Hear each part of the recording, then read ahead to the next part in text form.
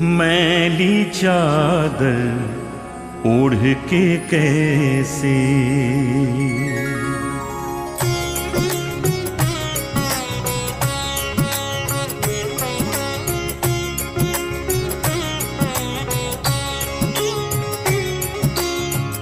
मैली चादर ओढ़ के कैसे मैली चादर ओढ़ के कैसे द्वार तुम्हारे आऊं।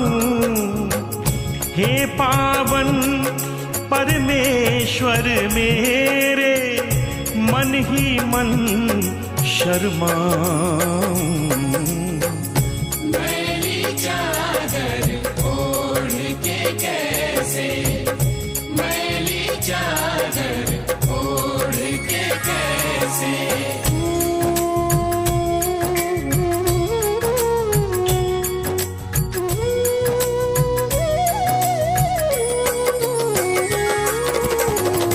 तूने मुझको जग में भेजा निर्मल देकर काया।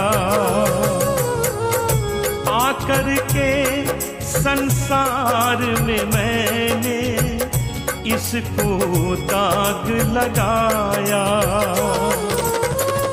जन्म जन्म की मैली चादर कैसे दाग छुड़ाऊं। मैली चादर ओढ़ के कैसे मैली चादर ओढ़ के कैसे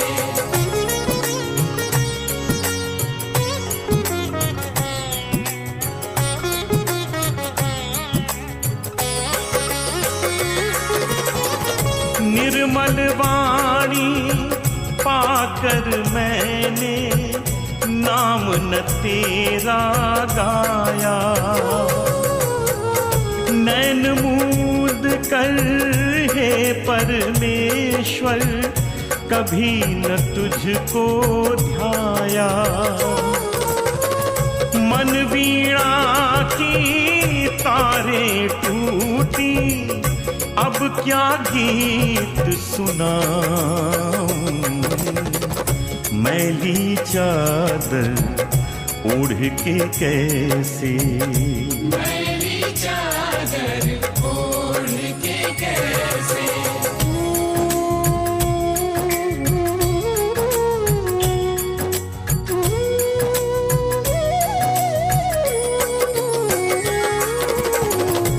इन पैरों से चल कर तेरे मंदिर कभी न आया। जहाँ जहाँ हो पूजा तेरी कभी न शीश झुकाया। हे हरिहर मैं हार के आया अब क्या हार चढ़ाऊं। मैली चादर ओढ़ के कैसे मैली चादर ओढ़ के कैसे मैली चादर ओढ़ के कैसे द्वार तुम्हारे आऊं। हे पावन परमेश्वर मेरे मन ही मन शर्माऊं। मैली चादर ओढ़ के कैसे मैली चादर ओढ़ के कैसे मैली चादर ओढ़ के कैसे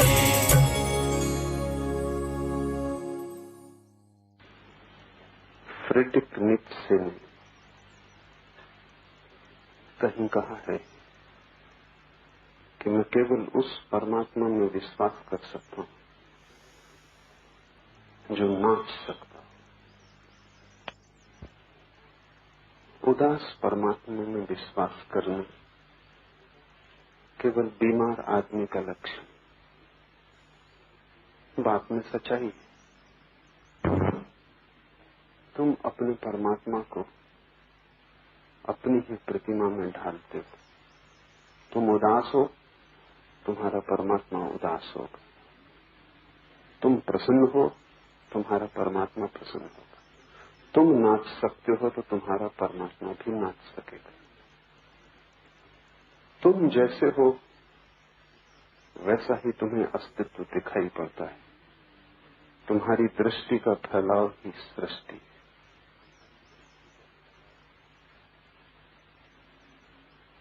और जब तक तुम नाचते हुए परमात्मा में भरोसा न कर सको, तब तक जानना कि तुम स्वस्थ नहीं हुए। उदास रोते हुए रुग्ण परमात्मा की धारणा तुम्हारी रुग्ण दशा की सूचक।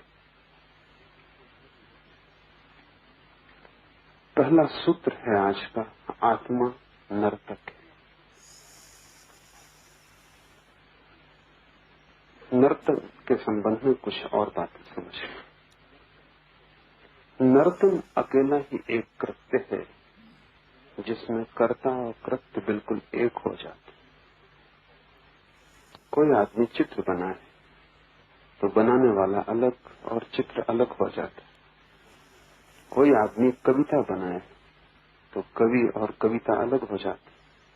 कोई आदमी मूर्ति गढ़े तो मूर्तिकार और मूर्ति अलग हो जाती। सिर्फ नर्तन एकमात्र कृत्य है जहां नर्तक और नृत्य एक होता है। उन दोनों को अलग नहीं किया जा सकता। अगर नर्तक चला जाएगा, नृत्य चला जाएगा। और अगर नृत्य खो जाएगा तो उस आदमी को जिसका नृत्य खो गया, नर्तक कहने का कोई अर्थ नहीं। वे दोनों संयुक्त हैं। इसलिए परमात्मा को नर्तक कहना सार्थक है। ये सृष्टि उससे भिन्न नहीं, ये उसका नृत्य है। ये उसकी कृति नहीं है।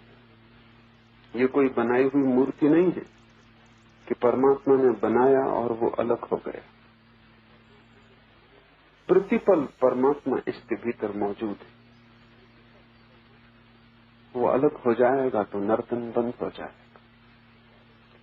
और ध्यान रहे कि नर्तन बंद हो जाएगा तो परमात्मा भी खो जाएगा, वो बच नहीं सकता। फूल फूल में, पत्ते पत्ते में, कण कण में वह प्रकट हो रहा है। सृष्टि कभी पीछे अतीत में होकर समाप्त नहीं हो गई, प्रतिपल हो रही। प्रतिपल सृजन का कृत्य जारी, इसलिए सब कुछ नया है। परमात्मा नाच रहा है, बाहर भी भीतर भी।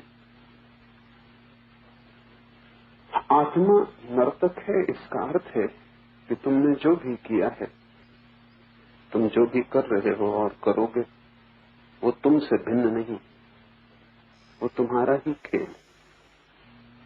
अगर तुम दुख झेल रहे हो तो ये तुम्हारा ही चुनाव। अगर तुम आनंद मग्न हो, ये भी तुम्हारा चुनाव। कोई और जिम्मेवार नहीं। मैं एक कॉलेज में प्रोफेसर था, नया नया वहां पहुंचा। कॉलेज बहुत दूर था गांव से, और सभी प्रोफेसर अपना खाना लेकर साथ ही आते थे और दोपहर को एक टेबल पर इकट्ठे होते। संयोग की बात थी, मैं जिनके पास बैठा था उन्होंने अपना टिफिन खोला, झांक के देखा और कहा, फिर वही आलू की सब्जी और रोटी। मुझे लगा कि उन्हें शायद आलू की सब्जी और रोटी पसंद नहीं, लेकिन नया था, मैं कुछ बोला नहीं। दूसरे दिन फिर वही हुआ। उन्होंने फिर डब्बा खोला और कहा कि फिर वही आलू की सब्जी और रोटी। तो मैंने उनसे कहा कि अगर आलू की सब्जी और रोटी पसंद नहीं तो अपनी पत्नी को कहे कि कुछ और बनाए। उन्होंने कहा, पत्नी पत्नी कहा, मैं खुद ही बनाता हूं।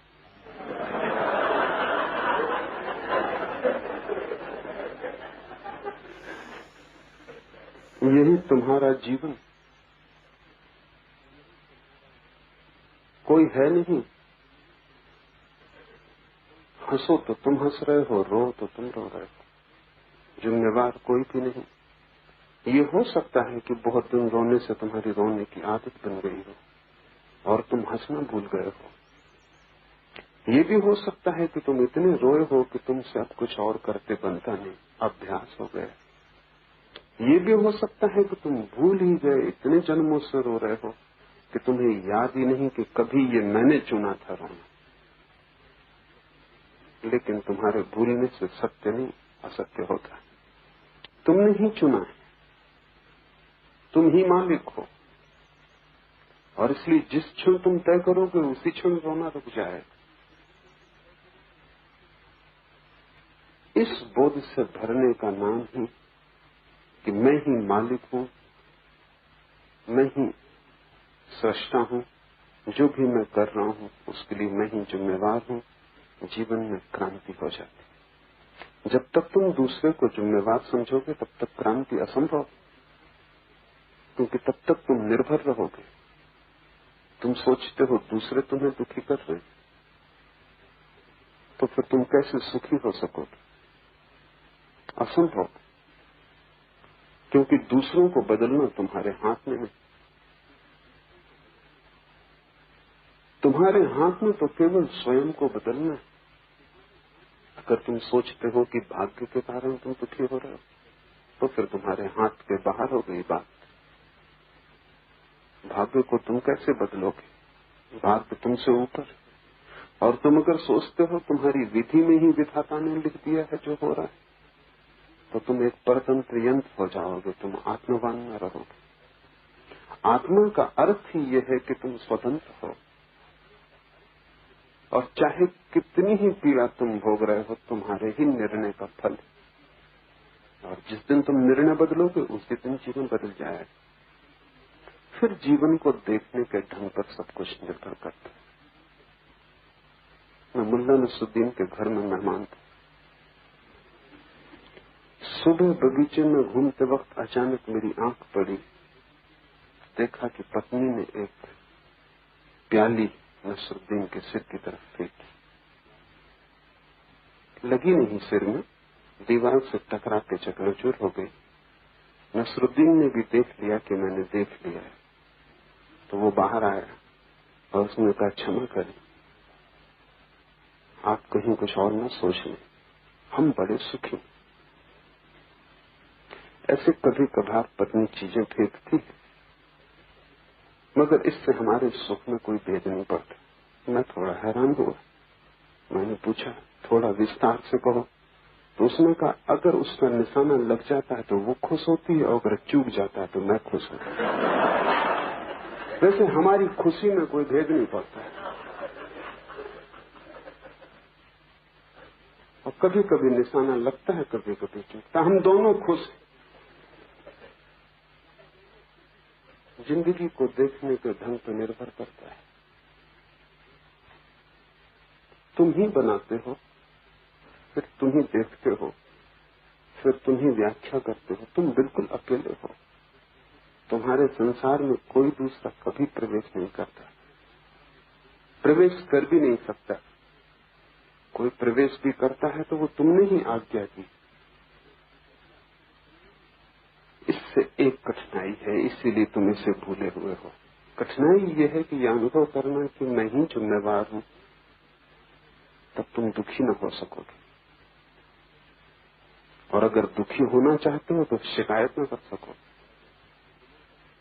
और उन दोनों में बड़ा रस है, दुखी होने में भी बड़ा रस है।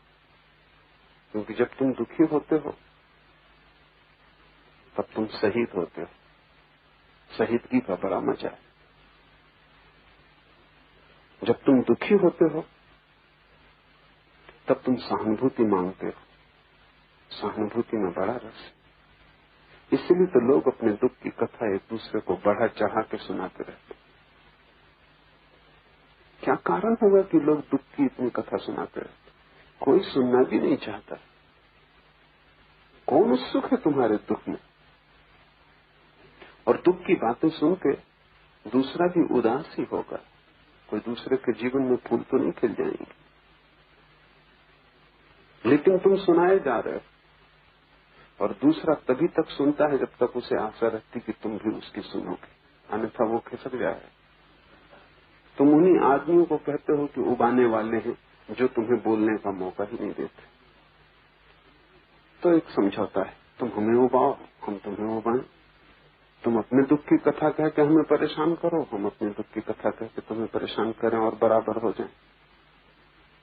क्यों आदमी दुख की इतनी चर्चा करता है? क्या कारण?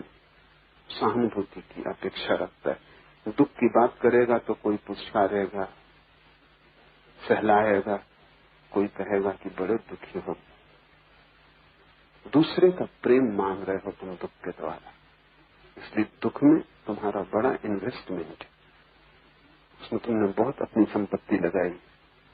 जब भी तुम दुखी होते हो तभी तुम्हें थोड़ी सी आशा चारों तरफ से मिलती, लोग तुम्हें सहारा देते मालूम पड़ते हैं, सहानुभूति दिखलाते। प्रेम तुम्हें जीवन में मिला नहीं है और सहानुभूति कचरा है, लेकिन प्रेम के लिए वही निकटतम परिपूरक है। जिसको असली सोना न मिला हो वो फिर नकली सोने से काम चलाने लगता है। सहानुभूति नकली प्रेम। आकांक्षा तो प्रेम की थी, लेकिन प्रेम को तो अर्जित करना होता है, क्योंकि प्रेम केवल उसी को मिलता है जो प्रेम दे सकता है। प्रेम दान का प्रतिफल। तुम देने में असमर्थ हो, तुम सिर्फ मांग रहे हो, तुम भिखमंगे हो, तुम सम्राट नहीं। और मांगते हो तो जितने ज्यादा दुखी हो उतनी ही आसानी हो जाती। भिखमंगे को रास्ते पे देखो, वो झूठे घाव अपने शरीर पे बनाए हुए, वो घाव असली नहीं, वो मवाद ऊपर से लगाई गई। लेकिन जब वो बिल्कुल दुख से भरा होता है तब तुमको भी ना करना मुश्किल हो जाता, गिलानी होती, अहंकार को चोट लगती कि इतने दुखी आदमी को कैसे ना करो। अगर वो स्वस्थ तगड़ा तो तुम भी कहोगे कि मुस्तंदे हो, कुछ करो।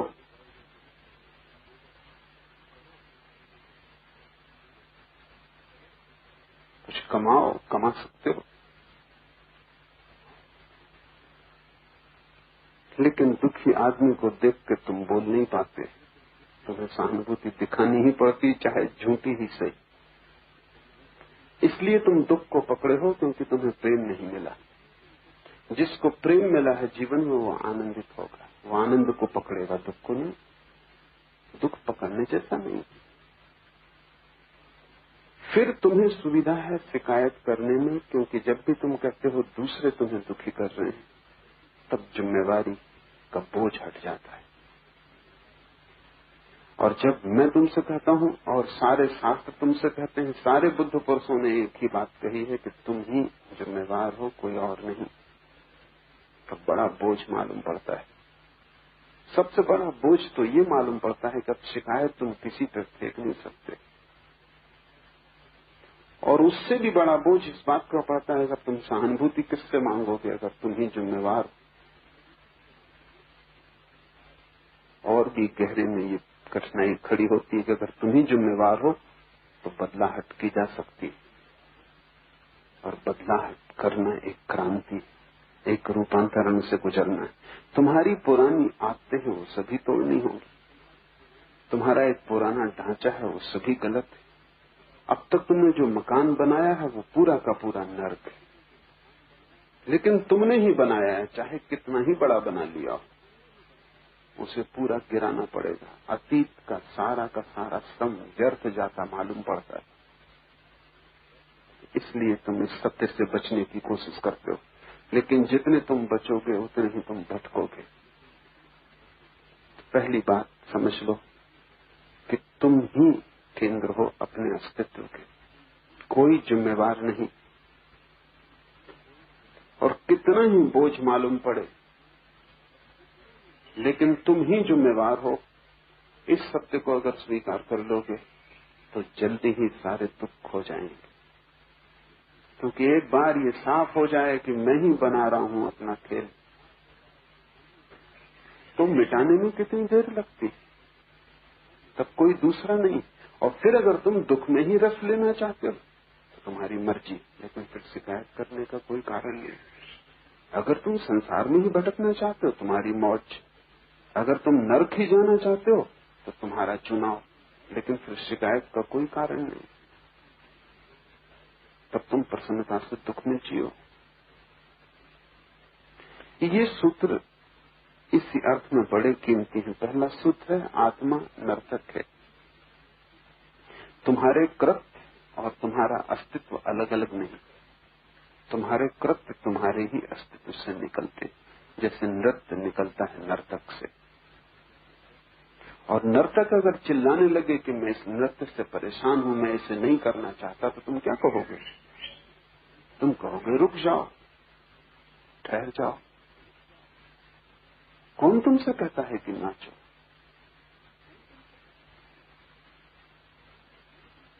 तुम ही नाच रहे हो। रुक जाओ अगर ये सब व्यर्थ है और तुम्हें रस कर और प्रीति कर नहीं, और अगर तुम्हें दुख मिलता है तो रुको, ठहरो, नृत्य खो जाएगा। आत्मा नर्तक है, इसका अर्थ यह है कि तुमने जो भी किया है तुमने ही किया, तुमसे ही निकला है। जैसे वृक्षों से पत्ते निकलते हैं, ऐसे तुम्हारे अस्तित्व से तुम्हारे कृत्य निकलते हैं। रुक जाओ और कृत्य खो जाएंगे।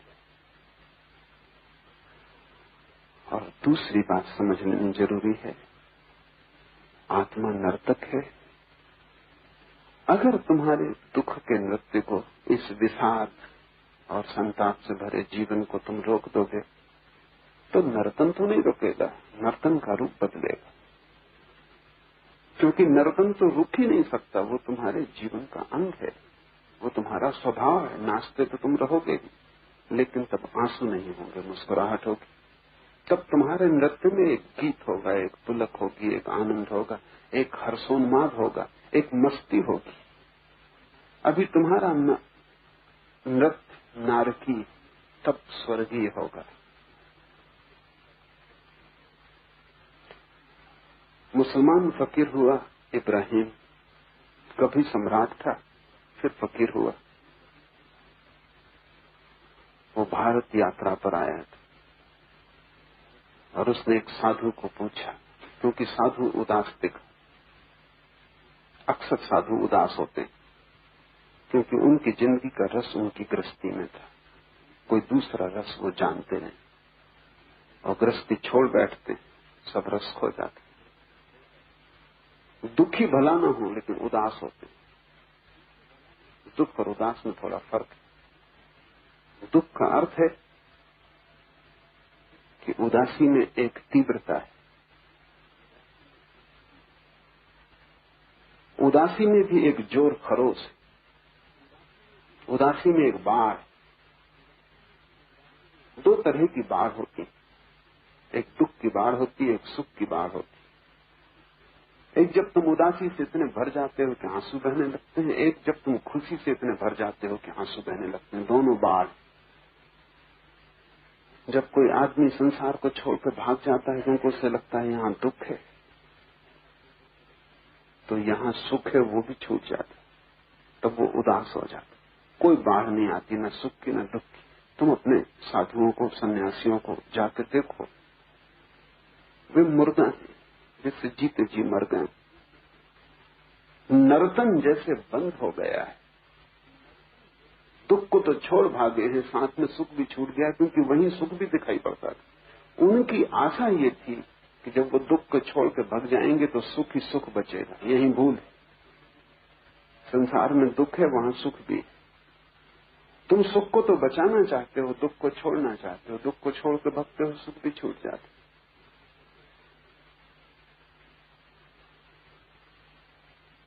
वो साधु उदास था, साधारण साधु रहा होगा, क्योंकि सच में जो साधु है वो सुख दुख दोनों को छोड़ता है। सुख को बचाना नहीं चाहता, सुख दुख दोनों को छोड़ता है। जैसे ही सुख दुख दोनों को छोड़ता है, उदासी खो जाती, क्योंकि उदासी उन दोनों का मध्य बिंदु।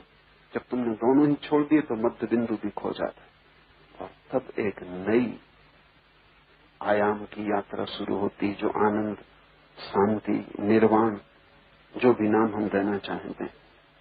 आनंद में बाढ़ नहीं, आनंद ठंडी किरण, ठंडा प्रकाश, वहां बाढ़ नहीं। आनंद उदासी जैसा है एक अर्थ में। उदासी सुख और दुख के मध्य में है, आनंद सुख और दुख के पार है।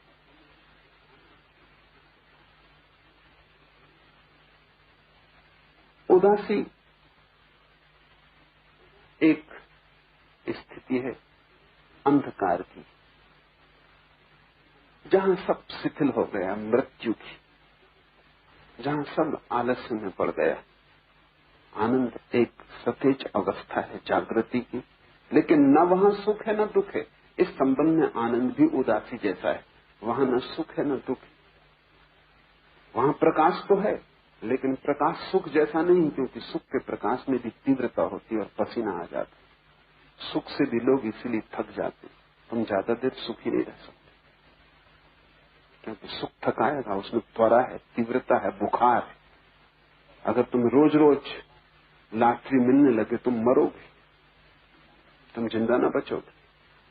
बस वो एक आध बार मिले तो ठीक, क्योंकि रोज रोज मिलने लगे तो इतना ज्यादा हो जाएगा तनाव कि तुम सो ना सकोगे, छाती इतनी धड़केगी कि तुम विश्राम न कर सकोगे। एक्साइटमेंट, उत्तेजना इतनी होगी कि वो तुम्हारी हत्या बन जाएगी। इसलिए सुख हमेशा होम्योपैथी की मात्रा में झेला जा सकता है, एलोपैथी की मात्रा तुम न झेल सकोगे। बस जरा जरा सी पुड़िया में मिलता है, काफी दुख, थोड़ा सा सुख, बस उतना झेला जा सकता है, क्योंकि वो भी तनाव, उसमें भी गर्मी, उत्ताप है। दुख भी तनाव, सुख भी तनाव है, दोनों में उत्तेजना है। आनंद अनुत्तेजित चित्त की तरह